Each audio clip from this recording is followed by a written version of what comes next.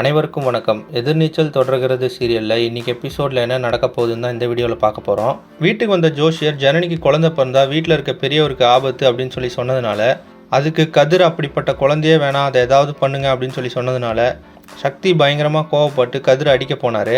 அப்போ ராவணன் வந்து ஜனனிக்கு சப்போர்ட் பண்ணுற மாதிரி நடித்தார். உடனே நந்தினி இந்த ட்ராமாலாம் பண்ணாதீங்க அப்படின்னு சொல்லிட்டு ராவணன்கிட்ட சொல்லிட்டாங்க. அதுக்கப்புறமா விசாலாச்சு சக்தியை சமாதானப்படுத்தி ரூமில் கூட்டிகிட்டு போயிட்டாங்க. இன்றைக்கி எபிசோடில் பார்த்தீங்கன்னா நந்தினி ஜனனிக்கு ஜூஸ் கொண்டு போய் தராங்க. ஆனால் விசாலாச்சு நந்தினி அதை குடிக்க விடாமல் தடுக்கிறாங்க. உன் புருஷன் சொன்ன மாதிரி நீ ஏதாவது இதில் கலந்து கொடுத்துட்டுனா என்ன பண்ணுறது அப்படின்னு சொல்லிட்டு நந்தினியை சந்தேகப்படுறாங்க. இன்னொரு பக்கம் ராவணன் வந்து வேற ஒரு அட்வொகேட் வீட்டுக்கு ஆதிகுணசேகரனை கூட்டிகிட்டு போகிறாரு. இப்போ ஆதிகுணசேகரனை ராவணனை ஃபுல்லாக நம்ப ஆரம்பிச்சிட்டாரு. இன்னொரு பக்கம் சக்தியும் ஜனனியும் வேறு வீட்டுக்கு போகிறதுக்காக வீடு பார்த்துட்டு இருக்கிறாங்க. சக்தி ஒரு வீடு பார்த்துட்டு வந்து அதோட டீட்டெயில்ஸை ஜனனிக்கிட்ட சொல்கிறாரு. இப்போ ஜனனியும் சக்தியும் வீட்டை விட்டு வெளியே போவாங்களா, அப்படி வெளியே போனால் ஈஸ்வரி என்ன பண்ண போகிறாங்க அப்படின்றத அடுத்தடுத்த எபிசோடில் பார்த்து தெரிஞ்சுக்கலாம். இந்த மாதிரி எதிர்நீச்சல் தொடர்கிறது சீரியல் அப்டேட்ஸ்க்கு நம்ம சேனலை சப்ஸ்கிரைப் பண்ணுங்கள், ஃப்ரெண்ட்ஸ் அண்ட் ஃபேமிலிக்கு ஷேர் பண்ணுங்கள். நன்றி.